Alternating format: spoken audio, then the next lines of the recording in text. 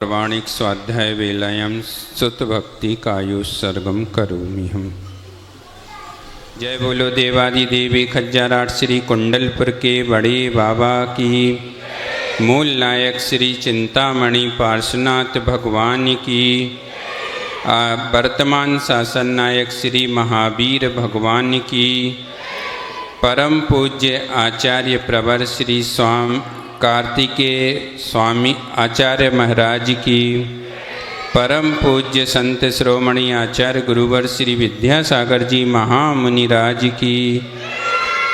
आचार्य परम पूज्य आचार्य परमेष्टि श्री समय सागर जी महामुनिराज की। ज्येष्ठ श्रेष्ठ निर्यापक श्रमण श्री योग सागर जी महामुनिराज की। 3,9 करोड़ मुनिराजों की। पूज्य निर्मोह सागर जी महाराज की। मुनि संघ की। आज स्वामी कार्तिकेय अनुप्रेक्षा ग्रंथ का व्याख्यान पूज्य बड़े महाराज के मुखारविंद से शुरू हुआ और इस ग्रंथ का वाचन 2017 में रामटेक में जब गुरुजी के साथ में थे उस समय उन्होंने पढ़ाया था, लेकिन हमारा कुछ पुण्य कम था तो हम पढ़ नहीं पाए थे।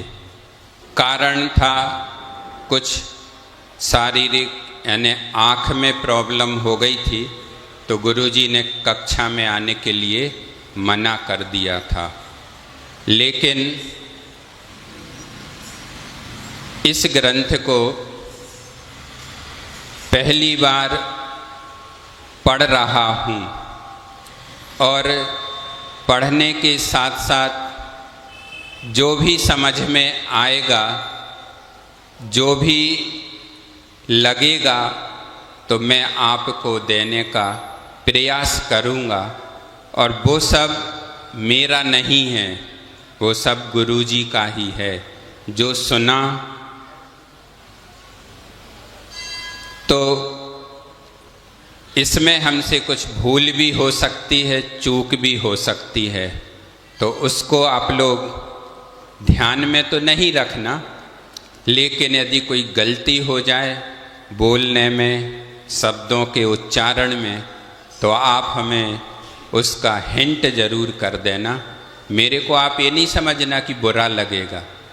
जो हमारी गलतियां हमें बताता है, हमें बहुत आनंद आता है उसमें। क्यों आता है आनंद?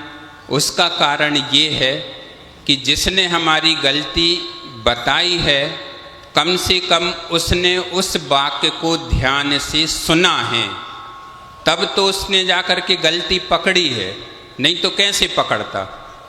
यदि ऊपर से सुनता तो गलती नहीं पकड़ पाता। तो इसीलिए कुछ गलतियां होना स्वाभाविक बात है। आप ये नहीं समझना कि मैं महाराज बन गया तो मैं सब जो भी बोलूँगा सब सही बोलूँगा। 99% तो सही बोलूँगा, लेकिन 1% कहीं भी चूक हो सकती है, तो आप उसको ध्यान में नहीं रखना। इसीलिए हमने आज पहला ही दिन है हमारा, तो आज हमने आपसे बोल दिया। जितने दिन भी मेरी बारी आएगी उस दिन के लिए ये सब बातें हैं, हर बार नहीं बोलूँगा, एक बार बोल दिया, ठीक है।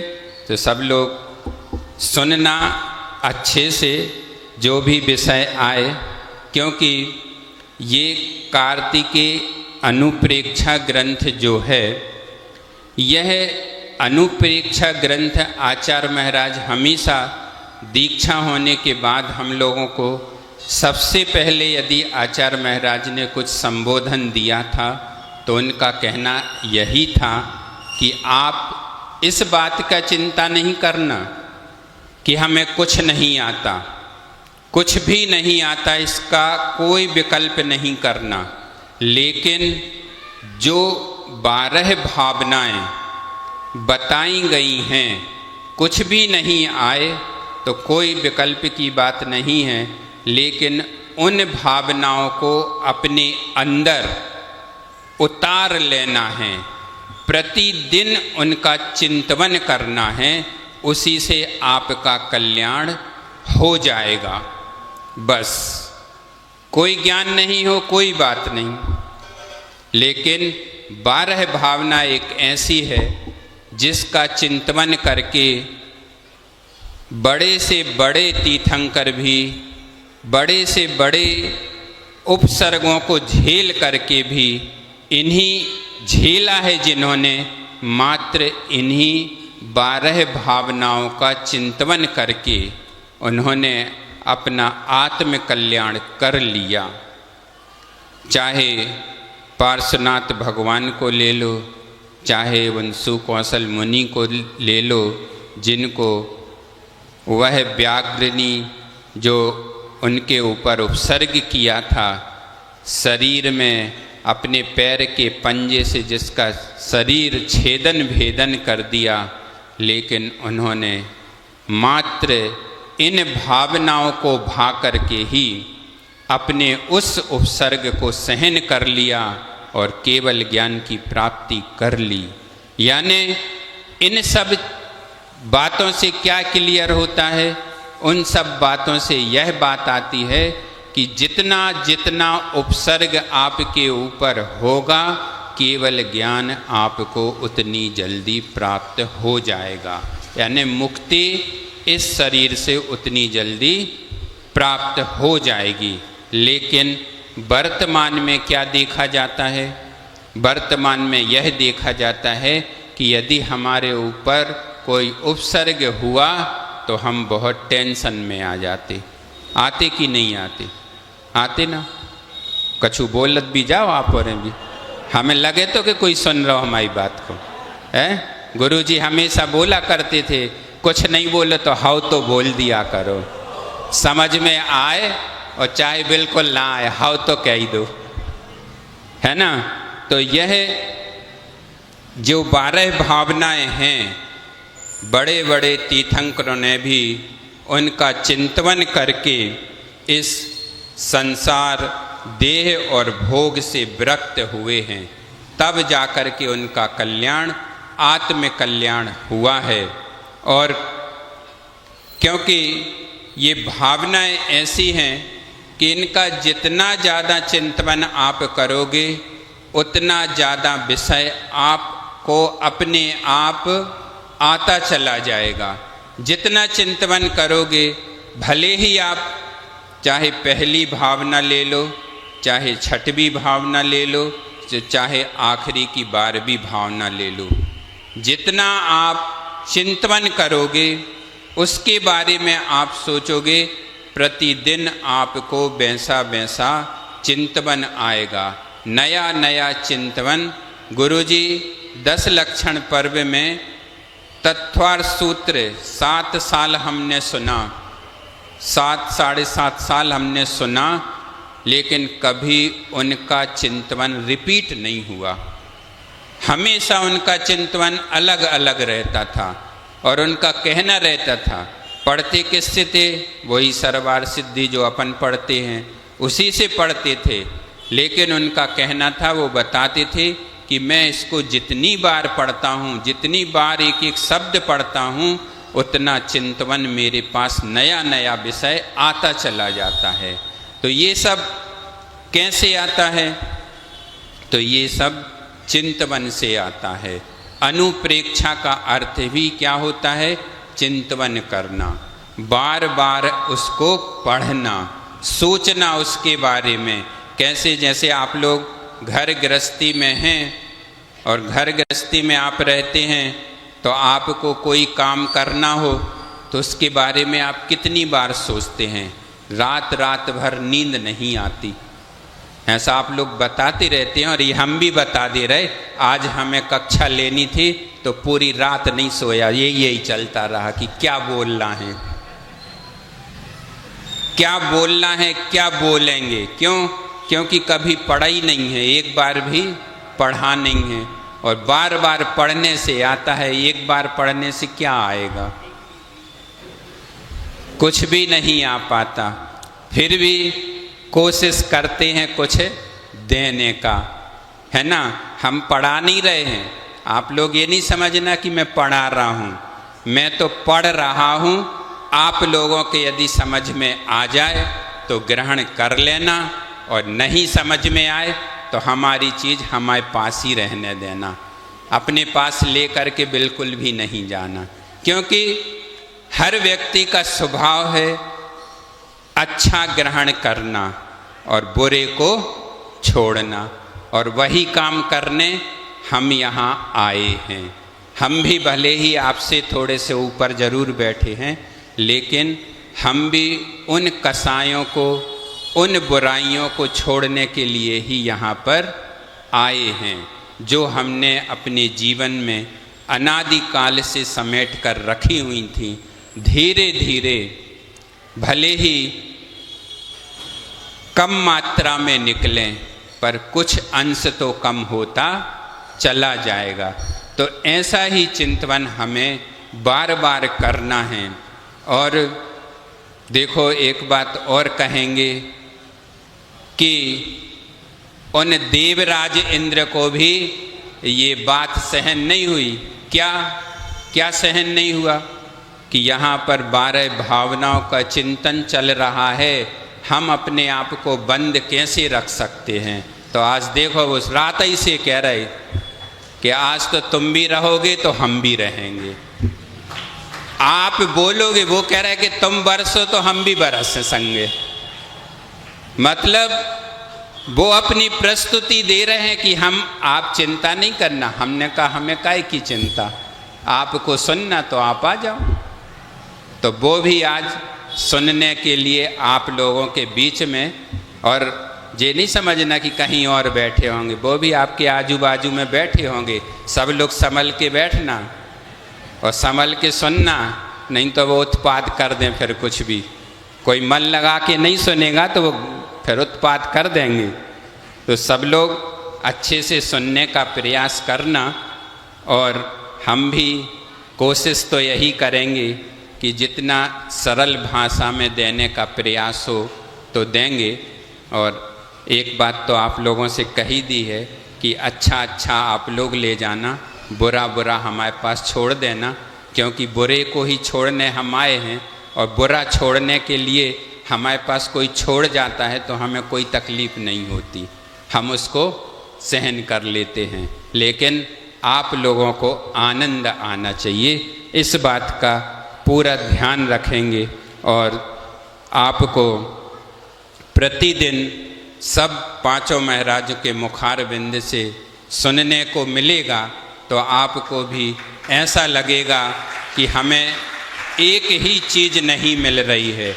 क्योंकि सभी लोग अपना अपना अनुभव देने का प्रयास करेंगे।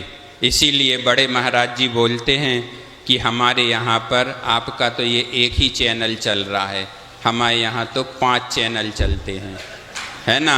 अब सुनो जिसको जितना सुनना हो। एक चैनल में तो लोग बोर हो जाते हैं, लेकिन 5 में बोर नहीं होंगे।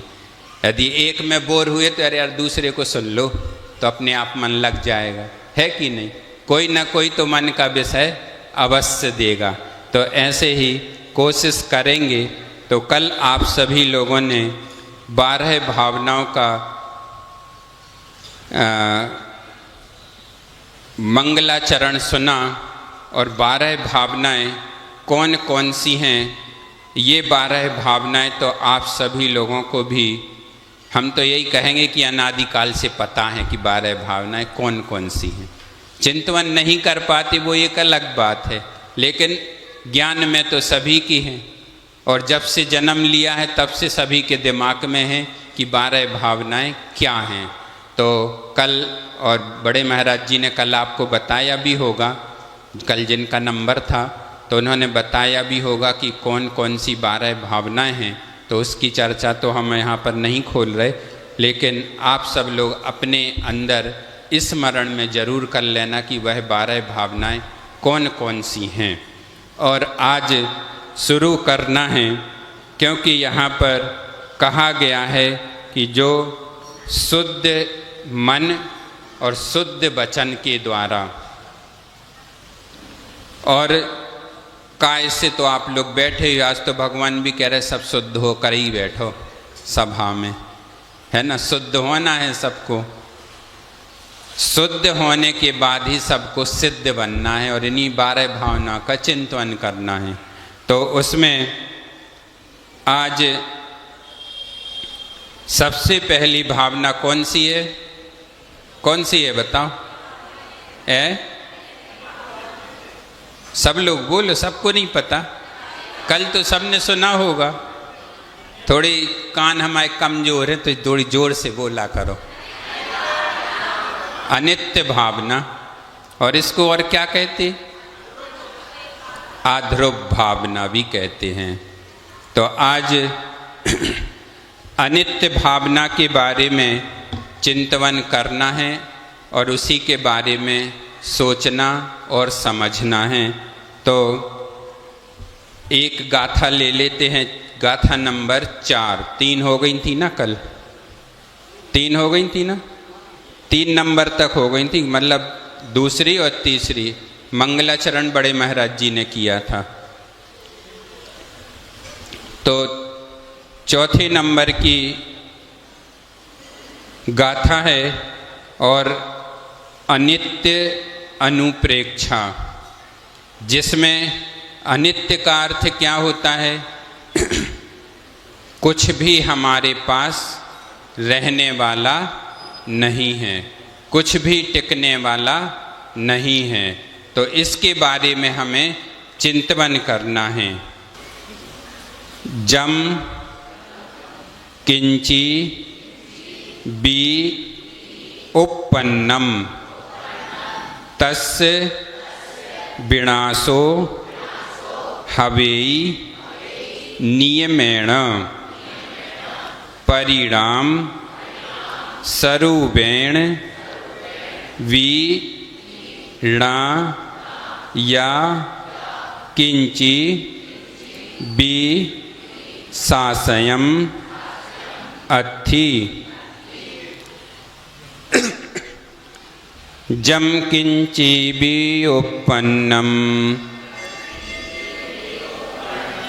तस्य विनाशो हबी नियमेण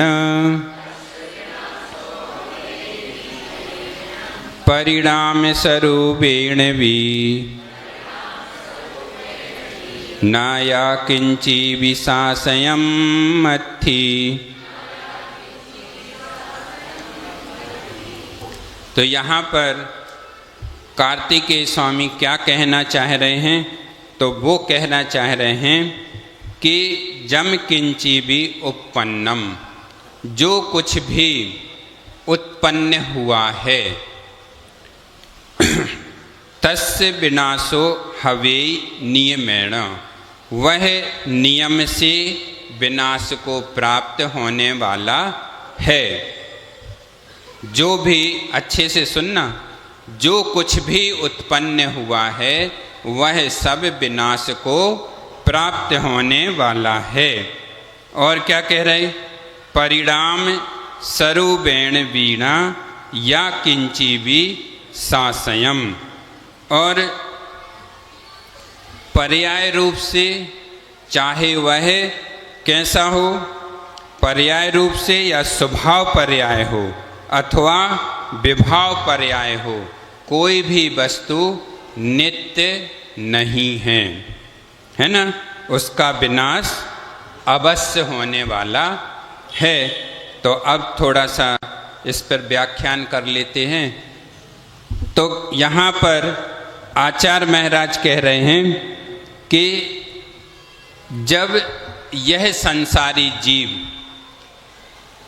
सत्य से परिचित हो जाता है, यानी सत्य से परिचित कैसा होना?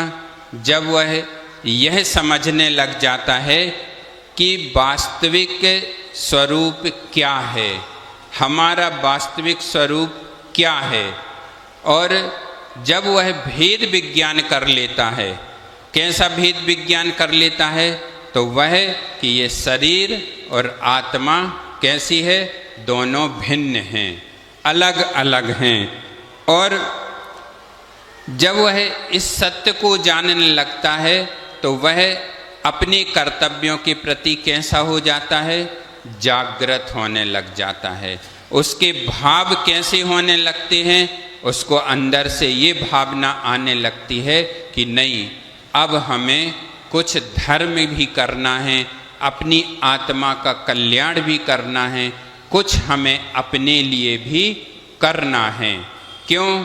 क्योंकि अभी तक हमने जो कुछ भी किया, जो कुछ भी अभी तक हम करते आए हैं, तो वह किसके लिए किया?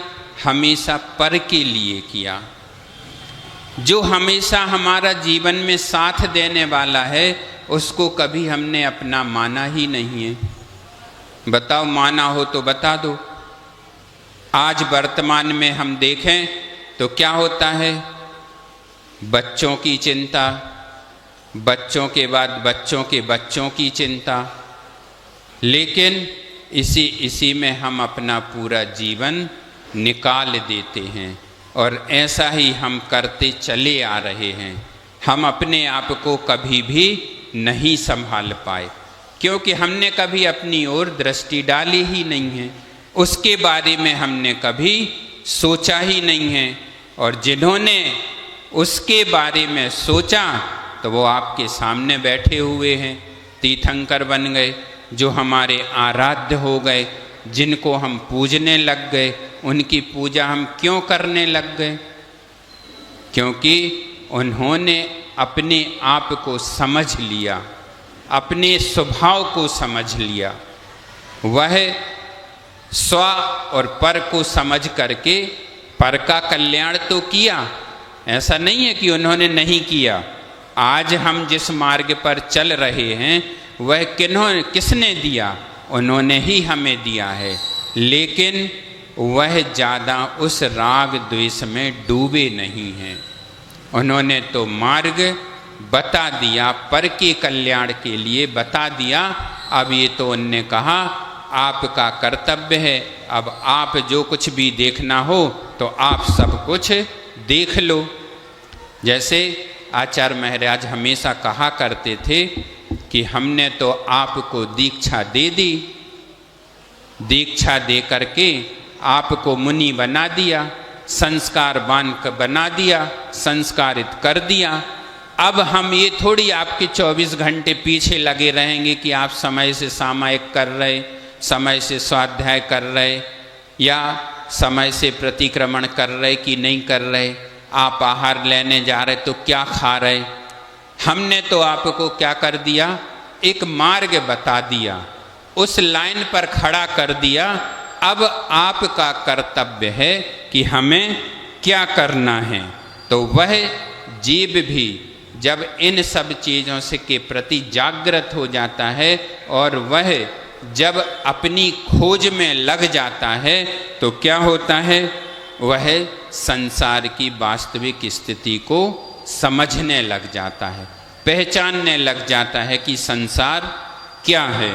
तो क्योंकि आज संसार में जो कुछ भी हमें दिख रहा है ये सब कैसा है? अनित्य है, स्थायी नहीं है, स्थायी रहने वाला नहीं है। बताओ, इतना समय आपने भी अपने घर में निकाल लिए, 40, 50, 70, 80, 90, 100 साल आपने व्यतीत कर दिए। बताओ कौन स्थायी बना रहा? और ना आप भी स्थायी रहने वाले हो। कोई भी इस संसार में स्थायी रहने वाला नहीं है। आचार्य कहते हैं कि जिसने संसार में जन्म लिया है वो कभी भी स्थायी रहने वाला नहीं है। एक ना एक दिन तो उसका अस्तित्व मिटने वाला है और मिटेगा। ये नियम है संसार का, संसार ही बोल रहा है। तो ऐसे ही एक अपने जीवन में कुछ भी स्थायी रहने वाला नहीं है। एक छोटे से उदाहरण के माध्यम से आपको बतलाते हैं। आज रविवार भी है तो समझ लेना यही प्रवचन का माध्यम है। बात समझ में आ रही कि नहीं आ रही है? सही सही बोलना है, नहीं तो कह दो कि महाराज के सामने तो बोल दो हाउ का कन्या अपन तो ऐसे गए सब अपनों ही हैं, ऐसा ही है। तो समझ में आए तो बता देना, और नहीं आए तो भैया हमें बता देना। लेकिन शंका कोई की हो तो बड़े महाराज से पूछना 3:30 के बाद, ठीक है? हमसे नहीं पूछना, शंका का समाधान वही करेंगे, ठीक है? हम तो आपके बीच में क्वेश्चन खड़े करके चले जाएंगे, समाधान वही करेंगे।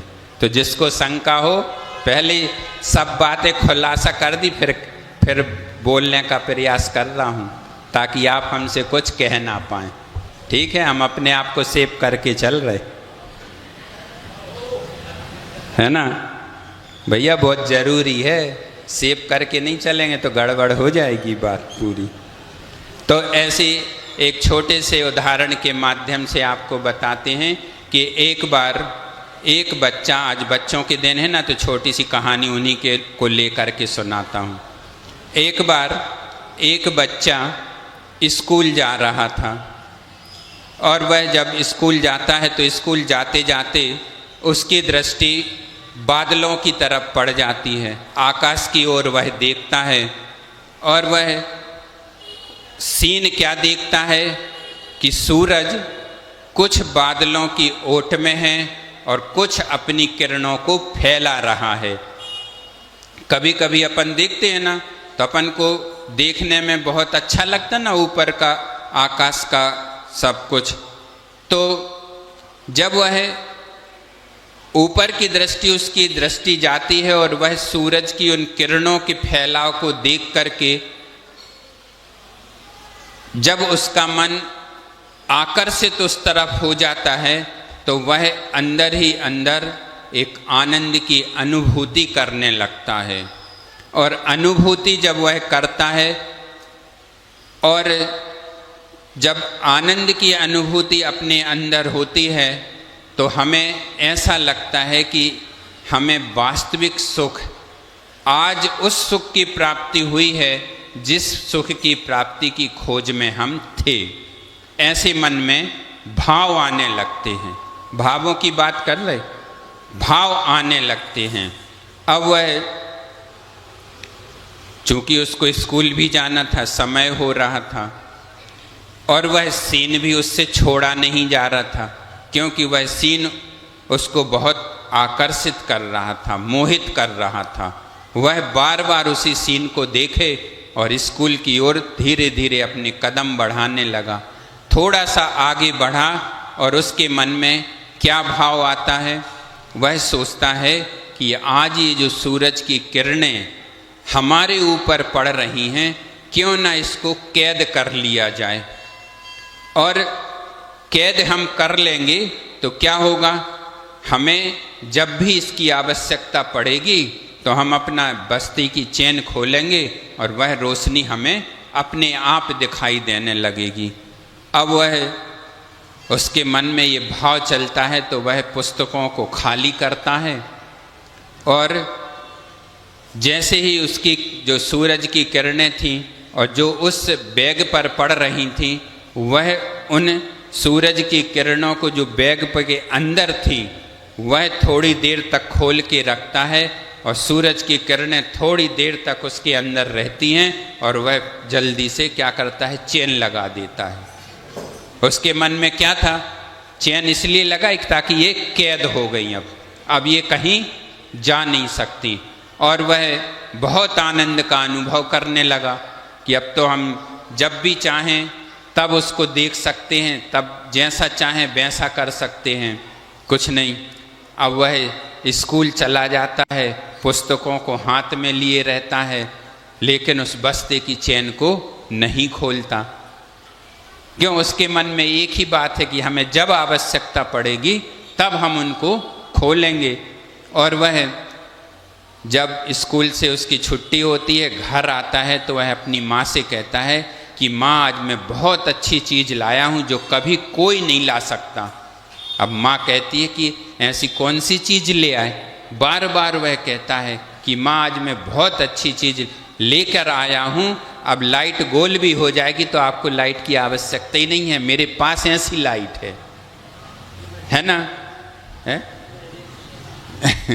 तो वह कहता है कि लाइट हमारे पास है। अब आपको लाइट गोल, जैसे आप लोग क्या करते, जब आपकी लाइट गोल हो जाती तो आप लोग बेचैन हो जाते, 2-2:30 बजे रात तो गोल हो जाए लाइट, फिर देखो आपकी नींद का आनंद कैसे होता है। और हम लोग कहते हैं कि हम तो देखो हमेशा तुम बेचैन हो गए और हम चैन से सो रहे थे आराम से, हमें कोई विकल्प ही नहीं था। क्यों? तुम्हारी लाइट गोल हुई थी, हमारी तो लाइट गोल हुई थी ही नहीं है। हमारा ऐसा डायरेक्ट कनेक्शन है जिसकी लाइट गोल कभी होती ही नहीं है। कितने भी विघ्न आ जाए, कितने भी उपसर्ग हो जाए, हमारी लाइट गोल होती ही नहीं है, हमेशा जली रहती, हमेशा हमें संकेत देती रहती। तो ऐसे ही वह भी सोचता है। अब उसकी माँ कहती है कि बेटा तुम ऐसा बार बार कह रहे हो, ऐसी कौन सी चीज़ लेके आए हो, हमें बताओ तो वह कहता है कि माँ आप हमारे साथ आओ, हम आपको वह चीज़ दिखाएंगे, लेकिन किसी से कहना नहीं तो लोग लेने आ जाएंगे। उसको ये भी डर लग रहा था कि हमारे हाथ से छिन ना जाए, लेकिन वो समझ नहीं पा रहा था। अब वह माँ को बड़े उत्साह और आनंद के साथ वहाँ पर ले जाता है, और जैसे ही वह ले करके जाता है तो वह चैन की खोलता है, लेकिन चैन के अंदर तो क्या था, अंधेरा ही अंधेरा था, कोई भी प्रकाश था नहीं। यहाँ पर तो कहने का मतलब इस बात को हम बताना चाह रहे थे कि चाहे कोई भी चीज़ हो संसार में, वह नित्य रहने वाली नहीं है। ऐसे ही हमारा शरीर जो है कभी नित्य रहने वाला नहीं है। हमारी पर्याय तो बदल सकती हैं, पर्याय तो हम क्या कर सकते हैं, किसी भी पर्याय में जा सकते हैं, लेकिन हमारा आत्म तत्व जो है, यानी हमारा द्रव्य जो है, वह तो बना ही रहता है, उसके गुण तो हमेशा बने ही रहते हैं। जैसे सोने का है, सोने में देख लो आप, उसका पीलापन निकाल के बता दो, कभी नहीं निकाल सकते, कभी उसको उससे जुदा नहीं कर सकते, लेकिन उसकी पर्याय चाहो आप तो बदल सकते हो। क्यों? कैसी बना सकते हो? कभी कलश बना लिया, कभी कान के कुंडल बना लिए, हार बना लिया, चूड़ी बना ली, अंगूठी बना ली, तो उसकी पर्याय तो कई हो सकती हैं, लेकिन द्रव्य कौन सा रहेगा? द्रव्य तो वही रहेगा जो नित्य है, अनित्य नहीं है। तो ऐसे ही हमें भी अपने आत्मा के बारे में सोचना है, और यही हमें चिंतन करना है कि जिस प्रकार से वह किरणें अनित्य हैं, वैसे ही यह संसार भी कैसा है? यह संसार भी अनित्य है।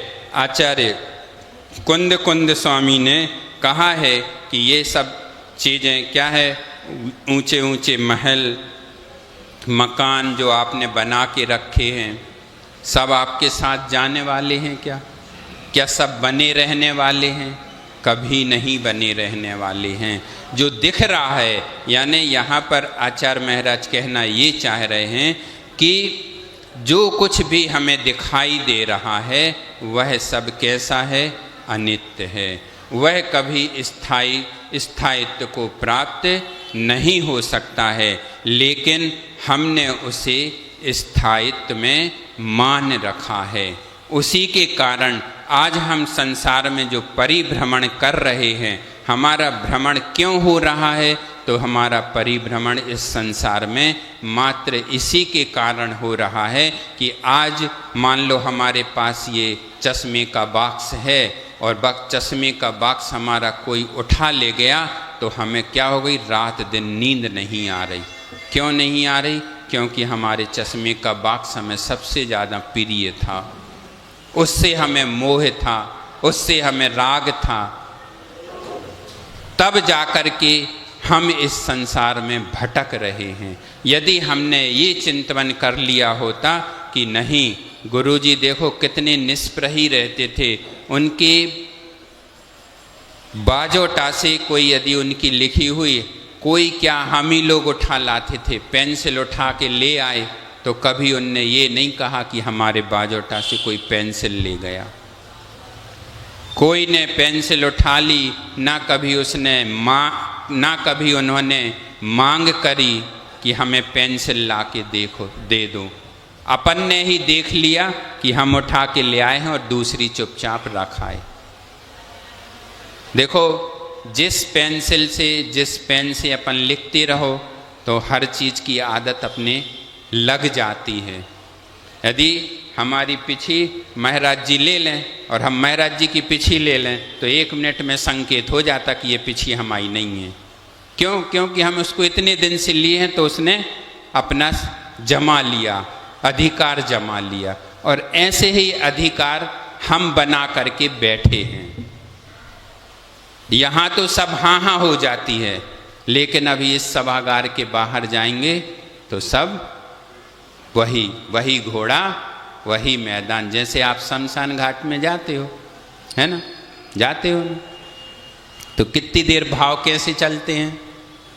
जब तक उस परिसर के अंदर आप रहोगे, जब तक आपके अंदर ऐसी वैराग्य की अनुभूति होती रहेगी कि बस ऐसा लगेगा कि आज से तो सब कुछ बेकार है, ये घर भी अच्छा नहीं लग रहा, कुछ भी सामान अच्छा नहीं लग रहा, और जैसे ही उस गेट के बाहर आते हैं तो फिर वही घोड़ा और वही मैदान। सब कुछ हमें कैसा लगने लगता है कि हमारे लिए तो यही सब कुछ नित्य है, अनित्य तो कुछ भी नहीं है। मात्र कितनी देर के लिए? सबको पता है कि हमारी स्थिति भी ऐसी ही होने वाली है, एक दिन हमें भी ऐसी ही अग्नि दी जाएगी और ये सब कुछ छूटने वाला है, कुछ भी हमारे पास रहने वाला नहीं है।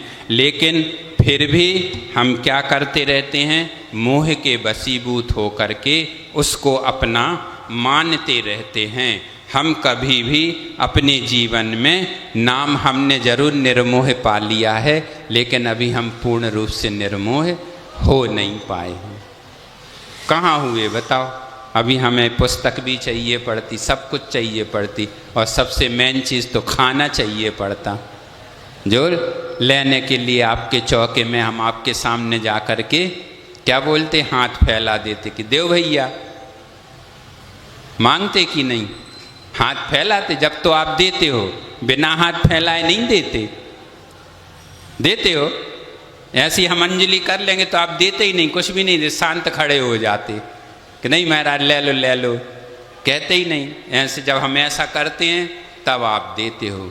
तो हमेशा क्या रहता है? दान करने वाले का हाथ ऊपर होता है और लेने वाले का नीचे होता है। तो जब हम आपके चौके में जाते हैं तब हमारा हाथ नीचे होता है और आपका हाथ ऊपर होता है। क्यों? आप देते हो, हम लेते हैं, और अभी हमारा हाथ ऊपर है और आपका नीचे। क्यों? अभी आप लेने वाले हो, है ना, भले ही ना ले रहे हो, पर कहने में तो यही आता है। तो ऐसे इस गाथा का अर्थ यही है कि इस संसार में जो कुछ भी है, जो भी हम देख रहे हैं, वह सब यानी जो भी उत्पन्न हुआ है, जिसने जन्म लिया है, वह मरण को प्राप्त अवश्य होगा, उसका विनाश अवश्य होगा। एक ही पढ़ाएं बस, टाइम होगा 10 बजे। एक ही गाथा रहने देते हैं, कल दूसरे महाराज जी। 10 बज गई, टाइम भी हो चुका है ना। तो कहने का अर्थ यही है कि जो कुछ भी हमें दिख रहा है, जो देखने में आ रहा है, वह सब कैसा है? सब क्षण भंगुर सुख है, और उससे हमें मात्र क्षण भर का सुख ही प्राप्त होता है, और वह सब कुछ सुखाभास है, वास्तव में सुख नहीं है, उसका आभास मात्र है। तो हमें अपने जीवन में आज इस गाथा से यह प्रेरणा लेनी है कि हमें जो कुछ भी करना है, उसे नित्य बनाने का प्रयास करना है। हम ये नहीं कह रहे कि जब तक अनित्य नहीं आएगा जब तक हम अपने आप को नित्य बना भी नहीं पाएंगे। तो हमें प्रयास यही करना है कि आगे, आज नहीं, किसी न किसी भाव में एक समय ऐसा जरूर आए कि जब भी हम उस शाश्वत सुख को प्राप्त कर सकें जो कभी हमारे अंदर से, जैसे सिद्ध परमेष्ठियों ने किया है, जो कभी हमारे अंदर से या उनके अंदर से कभी भी समाप्त होने वाला नहीं है। उस अनंत सुख को, उस शाश्वत सुख को हम भी प्राप्त कर पाएँ और वह शाश्वत सुख प्राप्त करने के लिए मात्र हमारे पास ये 12 भावनाएं हैं, जिनको वैराग्य भावना भी है, जिनको पढ़ करके, जिनका स्मरण करके हम अपने जीवन को शाश्वत सुख की ओर ले जा सकते हैं और नित्य बना सकते हैं। इन्हीं भावनाओं के साथ बोलिए आचार्य गुरुवर श्री विद्यासागर जी महामुनि राज की